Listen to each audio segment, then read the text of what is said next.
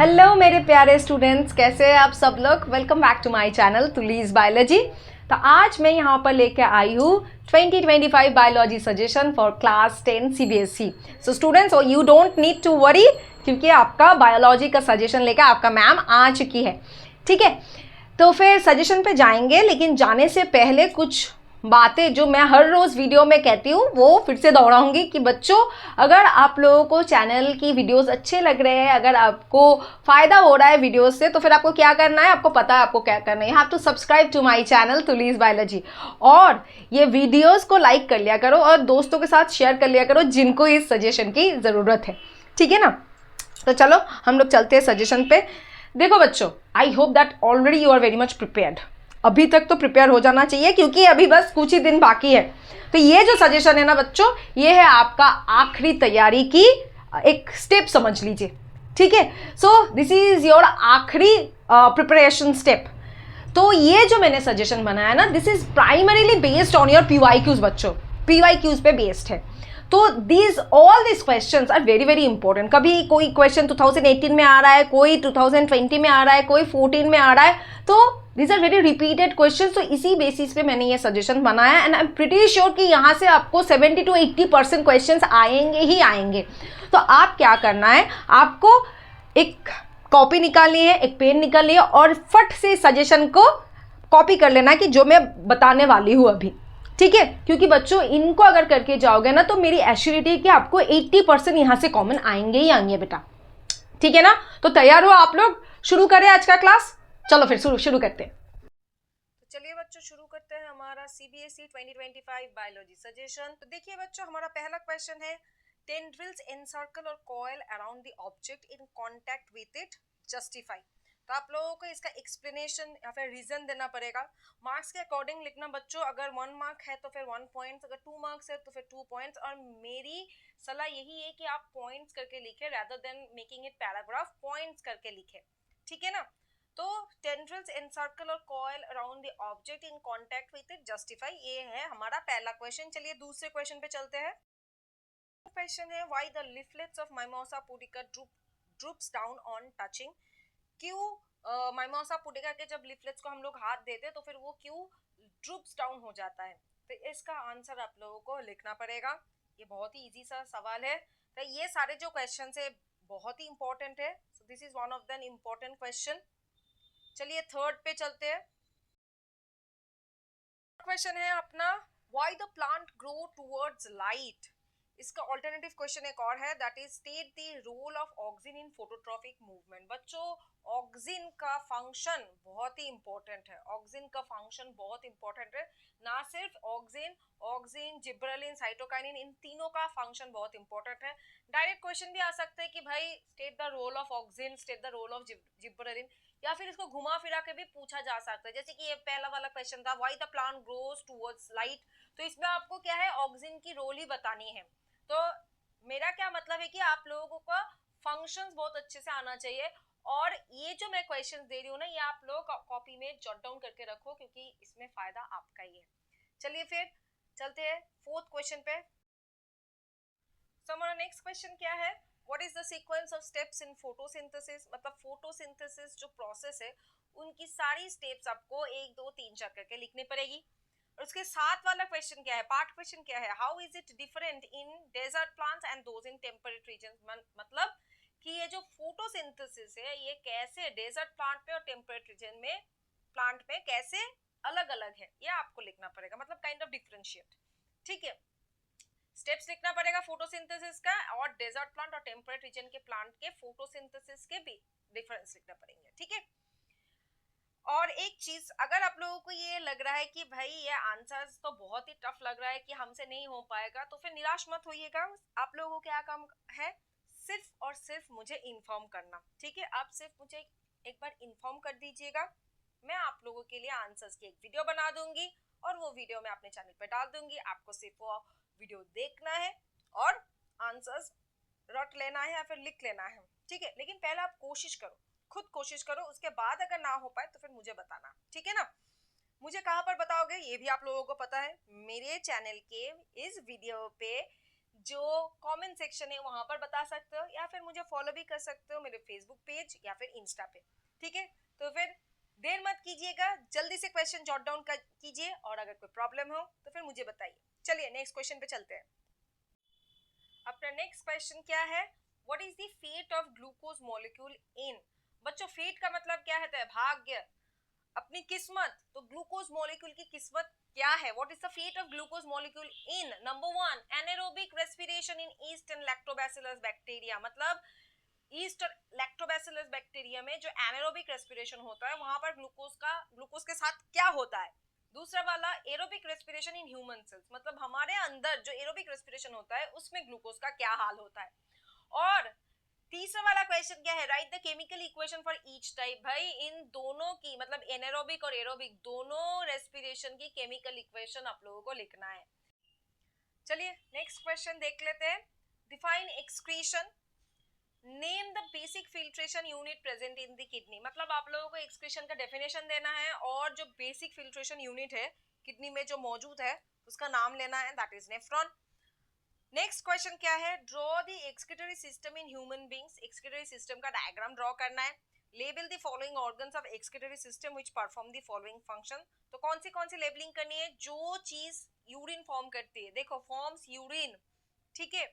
Second वाला क्या है, A long tube which collects the urine from kidney, एक ट्यूब है जो किडनी से यूरिन को ले लेता है, उस ट्यूब का नाम लिखना है।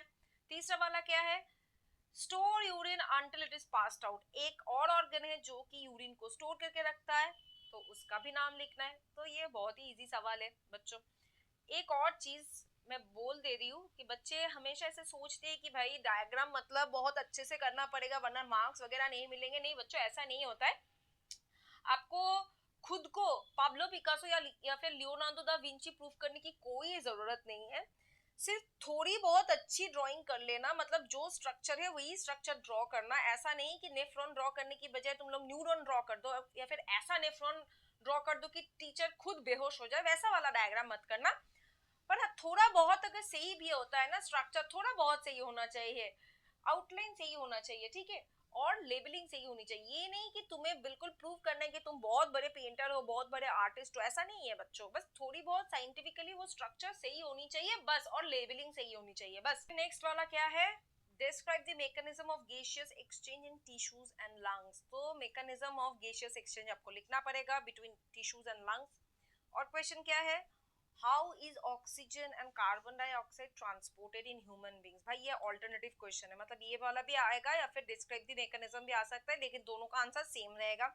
इसके साथ वाला क्वेश्चन क्या है, explain how the air is inhaled and exhaled during breathing in humans. मतलब आपको यहाँ पर मैकेनिज्म लिखना है, ठीक है, मैकेनिज्म लिखना है, that is mechanism of breathing लिखना है।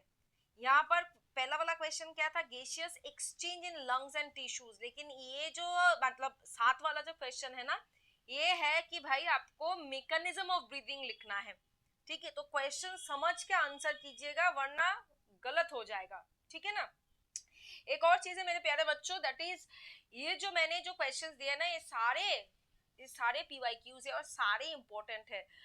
हाँ, पर एक प्रॉब्लम हो सकता है आप लोगों को कि मैंने ये अकॉर्डिंग टू द चैप्टर्स नहीं किया है, बस मैंने प्रॉपरली किया है, जॉट डाउन करके मैंने आप लोगों के लिए एक सजेशन बनाया है। ये अकॉर्डिंग टू द चैप्टर नहीं है, लेकिन ये सारे जो मैंने क्वेश्चंस दिए ना आप लोगों को, ये सारे इंपॉर्टेंट है, तो आप इसको प्लीज जॉट डाउन कर लीजिए, ठीक है। चलिए नेक्स्ट पे चलते हैं।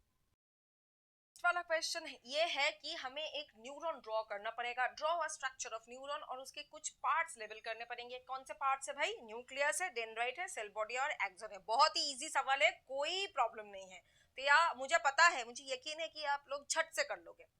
पार्ट बी का क्वेश्चन क्या है, name the part of neuron. मतलब हमें अब न्यूरॉन की एक ऐसी पार्ट बतानी है जो कि number 1 where information is acquired, जो कि इंफॉर्मेशन को एक्वायर करता है, मतलब लेता है इंफॉर्मेशन को। Number 2 through which information travels as an electric impulse, मतलब एक ऐसा पार्ट जिससे इंफॉर्मेशन पास होता है एज एन इलेक्ट्रिक इम्पल्स। भाई बहुत ही इजी क्वेश्चन है, बहुत ही इजी सवाल है, तो आप लोगों को क्लियर हो गया होगा। चलिए नेक्स्ट पे चलेंगे। देखिए ये सवाल भी इंपॉर्टेंट है, ये 1 या 2 मार्क्स के लिए आ सकता है। That is definition of synapse, ठीक है। 1 मार्क्स या फिर 2 मार्क्स के लिए आ सकता है, आप इसको करके रखिएगा, ठीक है। नेक्स्ट पे चलिए देखते हैं हमारा नेक्स्ट क्वेश्चन क्या बोल रहा है। Number A, name the disease by which a person is likely to suffer due to the deficiency of iodine and insulin. मतलब आयोडीन और इंसुलिन की कमी होने से हमें क्या क्या बीमारियां हो सकती है, तो ये आपको लिखना है। ये भी बहुत इजी सवाल है। इंसुलिन का, आयोडीन का तो मतलब हर घर में इसकी डेफिशिएंसी है, लगभग 90% लोगों में इसकी डेफिशिएंसी देखी जा रही है आजकल, और इसका बीमारी भी आप लोगों को पता है, तो आप लोग आसानी से लिख सकते हैं।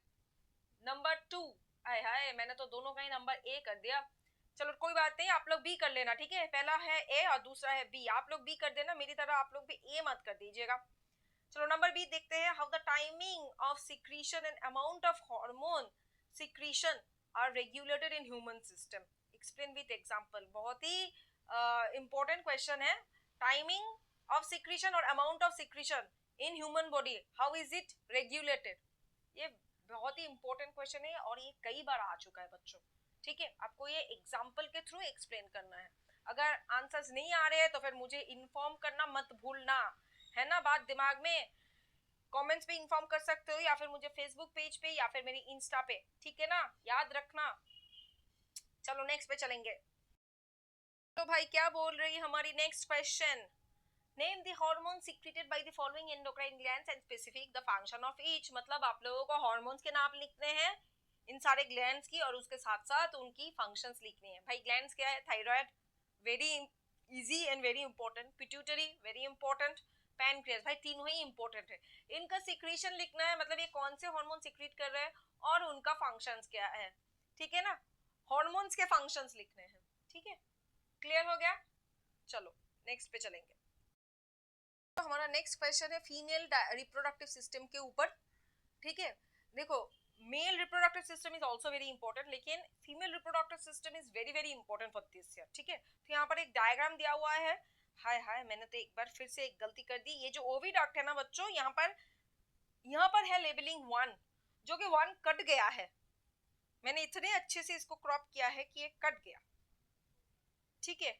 चलो कोई बात नहीं, तो मैं बोल रही हूँ जो ओविडक्ट है वो है लेबलिंग 1, और 2 3 4 5 तो आप लोगों को दिखाई दे रहा है, कोई बात नहीं है। तो इसके साथ क्वेश्चन देख लेते हैं। Identify the given diagram. क्या है गिवन डायग्राम, भाई फीमेल रिप्रोडक्टिव सिस्टम है। नेम दी पार्ट्स, तो मैंने तो 1 का नाम बता ही दिया है, 2 3 4 5 आप खुद कर लेना, और अगर ना हो पाए तो फिर मुझे इन्फॉर्म करना, ठीक है। पार्ट क्वेश्चन क्या है, व्हाट इज कॉन्ट्रासेप्शन, डेफिनेशन लिखना है, और साथ में क्या क्वेश्चन है, list 3 advantages of adopting contraceptive measures. Contraceptive measures के 3 एडवांटेजेस आप लोगों को बतानी है, ठीक है। तो हो गया, ये वाला क्वेश्चन भी हो गया हमारा। देखो कितने आसानी से, कितने जल्दी से हम लोग क्वेश्चंस कर रहे हैं, और ये सारे क्वेश्चंस बहुत इंपॉर्टेंट है। आप लोग लिख रहे हो ना, लिख रहे हो ना आप लोग। चलो नेक्स्ट पे चलेंगे। हमारा नेक्स्ट क्वेश्चन है what happens when, number 1, accidentally planaria gets cut into many pieces. मतलब एक प्लेनेरिया को हमने बहुत सारे टुकड़ों में काट दिया, तो फिर क्या होगा, व्हाट विल हैपन। ये 1 मार्क्स या फिर 2 मार्क्स के लिए आ सकता है। Number 2, Bryophyllum leaf falls on the wait soil. अगर कोई ब्रायोफाइलम लीफ वेट सॉइल पे गिरता है तो फिर क्या होगा, भाई नए जो ब्रायोफाइलम है वो उग जाएंगे वहां पर। लेकिन अगर ड्राई सॉइल में गिरेगा, तो फिर नहीं होगा बच्चों, नहीं होगा। ड्राई सॉइल में तो मॉइस्चर नहीं है, फेवरेबल कंडीशन नहीं मिला प्लांट को, प्लांट बेचारा मर जाएगा। लेकिन अगर वेट सॉइल पे गिरा तो फिर नए प्लांट्स बन जाएंगे, याद रखना ये बात, ठीक है। Number 3, on maturation sporangia of Rhizopus burst. क्या होता है, अगर राइजोपस की स्पोरेंजिया बर्स्ट हो जाएंगे तो फिर और ज्यादा राइजोपस हो जाएंगे, ठीक है। इसके साथ और क्वेश्चन क्या आ सकता है, alternative question, what will happen if the bread is kept outside the refrigerator. हमने अगर ब्रेड को रेफ्रिजरेटर के बाहर रख दिया 2-3 दिन के लिए, 4 दिन के लिए, तो फिर क्या हो जाएगा, पूरा का पूरा राइजोपस ग्रो हो जाएगा, ठीक है। तो ये आप लोगों का आंसर लिखना है, ठीक है। चलो नेक्स्ट पे चले। So next one is what is puberty. Definition देना है आप लोगों को प्यूबर्टी का। इसके साथ वाला क्वेश्चन क्या है, describe in brief the functions of the following parts in human male reproductive system. देखा बच्चों, मैंने कहा था ना कि मेल रिप्रोडक्टिव सिस्टम भी इंपॉर्टेंट है, लेकिन सबसे ज्यादा इस साल के लिए इंपॉर्टेंट है फीमेल रिप्रोडक्टिव सिस्टम, ठीक है। तो आप लोगों को क्या करना है, ये जो फॉलोइंग जो पार्ट्स है उनके बारे में ब्रीफली उनके फंक्शंस के बारे में ब्रीफली बताना है, ठीक है। तो क्या है, parts, testis, seminal vesicle, vas deferens और यूरेथ्रा, इनके फंक्शंस के बारे में आप लोगों को लिखना होगा, ठीक है। नेक्स्ट क्वेश्चन क्या है, why are testis located outside the abdominal cavity, क्यों भाई, क्यों testis is located outside the abdominal cavity, इसका रीजन तो हमें बहुत अच्छे से पता है, ये बहुत इजी सवाल है। नेक्स्ट क्या है, state how sperms move towards female gametes, how the sperms move towards the female gametes. तो ये आप लोगों को, ये चारों जो क्वेश्चन है, चारों बहुत इंपॉर्टेंट है, ये करके रखना है आप लोगों को, ठीक है ना। चलो नेक्स्ट पे चले। हमारा नेक्स्ट क्वेश्चन है, right one main difference between asexual and sexual mode of reproduction. बच्चों यहाँ पर ध्यान रखना है, यहाँ पर बोल दिया है कि राइट वन मेन डिफरेंस लिखना है आप लोगों को असेक्सुअल और सेक्सुअल में। कोई भी डिफरेंस आ जाए वो मत लिख देना, मेन डिफरेंस लिखना है आप लोगों को, वरना मार्क्स नहीं मिलेगा, क्योंकि क्वेश्चन में दिया हुआ है आप लोगों को मेन डिफरेंस लिखना है। उसके साथ क्वेश्चन क्या है, which species is likely to have comparatively better chances of survival, the one reproducing asexually या फिर the one reproducing sexually। explain, आपको justify करना पड़ेगा कि कौन is having a better chances of survival, the asexual reproducing organism or the sexual reproducing organism, ये आपको justify करना पड़ेगा, ठीक है ना। तो लिख लिया ये सारे क्वेश्चंस, मजे आ रहे हैं ना बच्चों, अच्छे से बन रहा है सजेशन, मजे आ रहे हैं ना। तो फिर चलो टाइम नहीं वेस्ट करते हैं, अपना नेक्स्ट क्वेश्चन देख लेते हैं। चलो देखो बेटा जी, ये डायग्राम दिया हुआ है एक डबल फर्टिलाइजेशन इन एंजियोस्पर्म्स का, ठीक है। तो ऑब्वियसली डायग्राम बेस्ड क्वेश्चंस आएंगे, लेकिन इसके साथ एक और क्वेश्चन है वो देख लेते हैं पहले। What is placenta, explain its function. मतलब सिंपल सा क्वेश्चन है बच्चों, प्लेसेंटा की डेफिनेशन देनी है और उसके साथ उसकी फंक्शन बोलनी है आप लोगों को, ठीक है ना। बहुत ही सिंपल सा क्वेश्चन है। चलो अब देखते हैं डायग्राम बेस्ड क्वेश्चन क्या है। डबल फर्टिलाइजेशन डायग्राम दिया हुआ है, तो फिर पहला क्वेश्चन है, name the part A in the diagram. यहाँ पर ए क्या है, पोलन ग्रेन्स बच्चों, pollen grains. How does A reaches part B. सबसे पहले देखो कि भाई पार्ट बी क्या है, पार्ट बी है स्टिग्मा, तो फिर पोलन ग्रेन स्टिग्मा में आई कहां से है, कैसे आ रही है पोलन ग्रेन स्टिग्मा में, ठीक है। नंबर 3 क्या है, state the importance of part C. Part C क्या है, पोलन ट्यूब, तो पोलन ट्यूब का इंपॉर्टेंस लिख दो। Number 4 question, what happens to the part marked D after fertilization is over। तो फिर D के साथ क्या होता है, what happens to D after fertilization is over। Clear है ना बच्चों। तो ये देखो डायग्राम बेस्ड क्वेश्चन है, बहुत ही आसान सा क्वेश्चन है, आसान सा सवाल है, आप लोगों को बस आसानी से इसका आंसर दे देना है, ठीक है ना। चलो नेक्स्ट क्वेश्चन, और ये बहुत इंपॉर्टेंट है, मैंने बहुत सारे पीवाईक्यूज में देखे हैं, ठीक है। दिल्ली, आउटसाइड दिल्ली, बहुत सारे पीवाईक्यूज में देखे हैं मैंने। तो पहला क्या है क्वेश्चन, पहला पार्ट क्वेश्चन का, create a food chain of the following organism, insect, hawk, grass, frog, इन 4 ऑर्गेनिज्म को लेकर आप लोगों को एक फूड चेन बनाना है। फिर क्या है, name the organism at the third trophic level of the created food chain. अब भाई वो जो फूड चेन बनाया आप लोगों ने, उसमें जो थर्ड ट्रॉफिक लेवल है, उस थर्ड ट्रॉफिक लेवल में कौन सी ऑर्गेनिज्म आती है वो आपको लिखना है। फिर तीसरा वाला क्वेश्चन क्या है, which organism of this food chain will have highest concentration of non biodegradable chemicals. भाई किसके पास सबसे ज्यादा नॉन बायोडिग्रेडेबल केमिकल्स की एक्यूमुलेशन होगी इस फूड चेन में।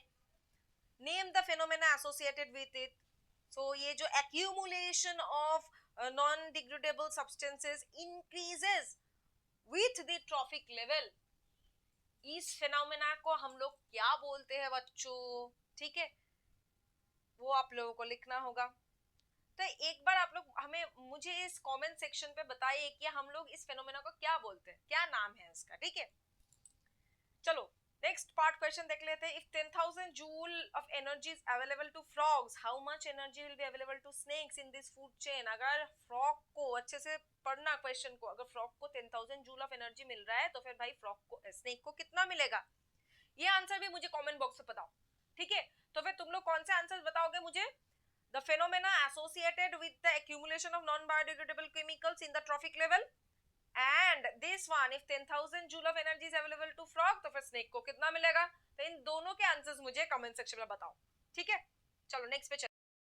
नेक्स्ट क्वेश्चन है, energy flow in food chain is always unidirectional. हाँ भाई ऑब्वियसली एनर्जी फ्लो हमेशा यूनिडायरेक्शनल होता है। कभी तुमने देखा है कि प्लांट से ऊर्जा जा रही है सन को, कभी देखा है, या फिर कभी देखा है कि हमसे ऊर्जा जा रही है प्लांट पे, कभी देखा है, कभी नहीं देखा, देखोगे, ठीक है। So obviously energy flow in food chain is always unidirectional, लेकिन आपको ये जस्टिफाई करना पड़ेगा, ठीक है। उसके साथ पार्ट वाला क्वेश्चन क्या है, explain how the pesticides enter a food chain and subsequently get into our body. भाई पेस्टिसाइड्स कैसे हमारे फूड चेन में एंटर होती है और फिर बाद में हमें हमारे बॉडी में एंटर हो जाती है। पहले तो वो फूड चेन में एंटर होती है, फिर हमारे बॉडी में एंटर हो जाती है, पर कैसे होती है ये आप लोगों को आंसर में लिखना होगा, ठीक है ना। चलो नेक्स्ट क्वेश्चन है, affluent lifestyle has a negative effect on our environment, explain with an example. भाई एफ्लुएंट लाइफस्टाइल का मतलब क्या है, अमीरी। तुम बहुत अमीर हो, अगर तुम गरीब होगे तो फिर तुम्हारे घर में एसी होगी? नहीं बच्चों, नहीं होगी। लेकिन अगर तुम अमीर हो तो फिर तुम्हारे घर में एक एसी तो कम से कम होगी। लेकिन अगर तुम बहुत अमीर हो तो फिर तुम्हारे कितने रूम्स होंगे? 8 से 10 रूम वाला घर होगा, 8 से 10, ठीक है। और हर एक रूम में एक एसी है, क्योंकि भाई तुम तो बहुत अमीर हो। तो ये हो गया हमारा एफ्लुएंट लाइफस्टाइल।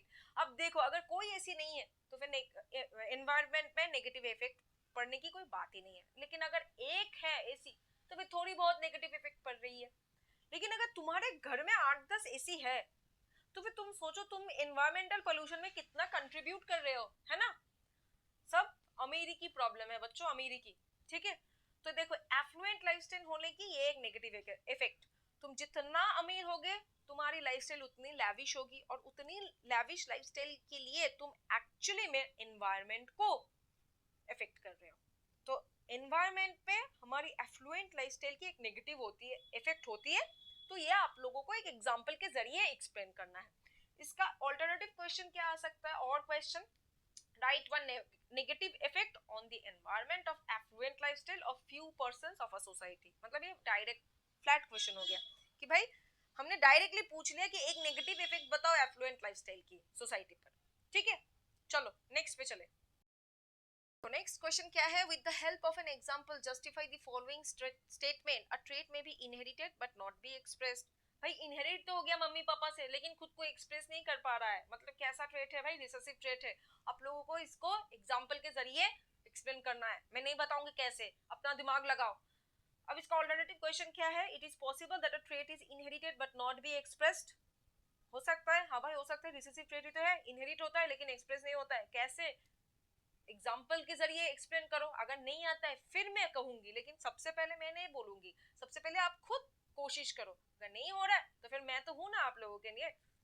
चलो नेक्स्ट।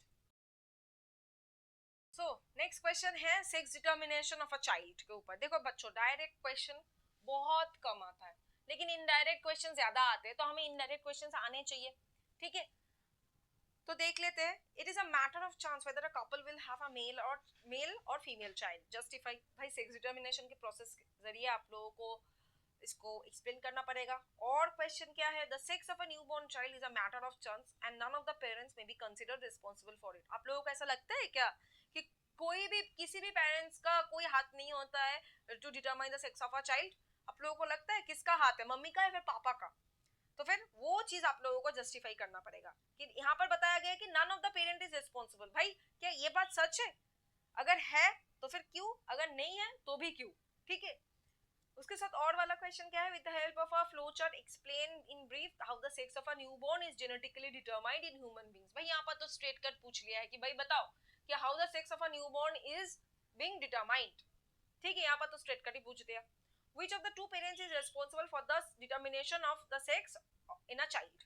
तो किस पेरेंट्स को हम लोग ब्लेम करें, मम्मी को या पापा को, कि भाई मुझे लड़का हुआ, इसकी खुशी मतलब इसका क्रेडिट किसको जाता है, मम्मी को या फिर पापा को? या फिर मुझे लड़की हुई, इसका भी क्रेडिट किसको जाता है, मम्मी को या पापा को? तो ये वाला लाइन आप लोगों को एक्सप्लेन करना पड़ेगा, ठीक है।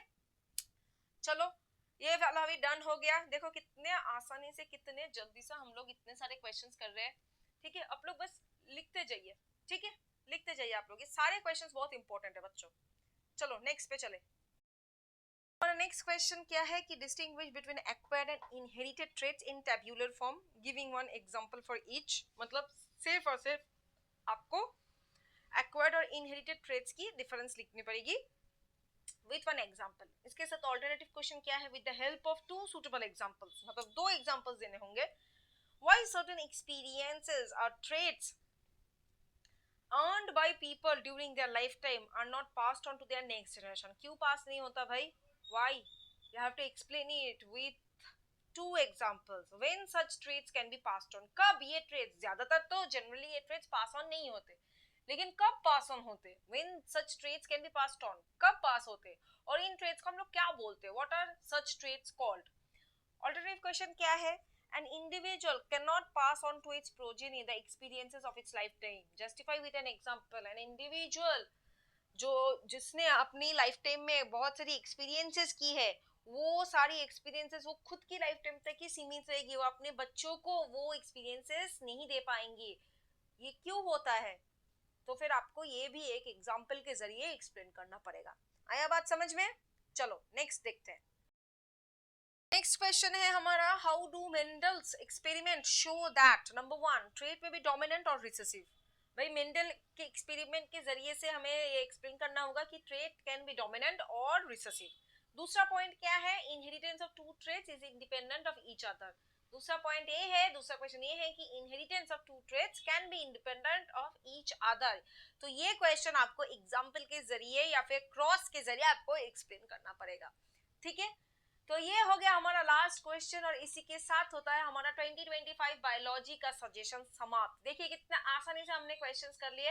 ये जो सारे क्वेश्चंस मैंने आप लोगों को बताया सारे के सारे इंपॉर्टेंट क्वेश्चंस है। आई होप आपने लिख लिए होंगे।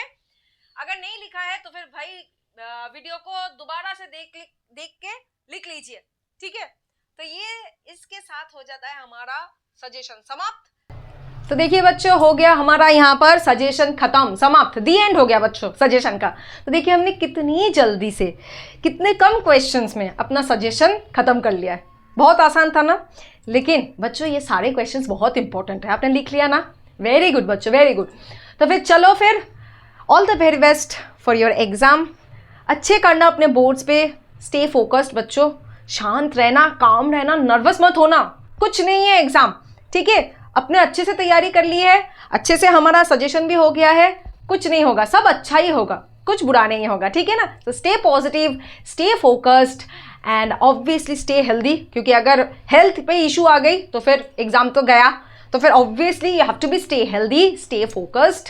एंड बच्चों, जब तक मेरा नेक्स्ट वीडियोज आता है, everyone please stay tuned to my channel Tulis Biology. So till then everyone, take care, bye bye and very best of luck for your exam.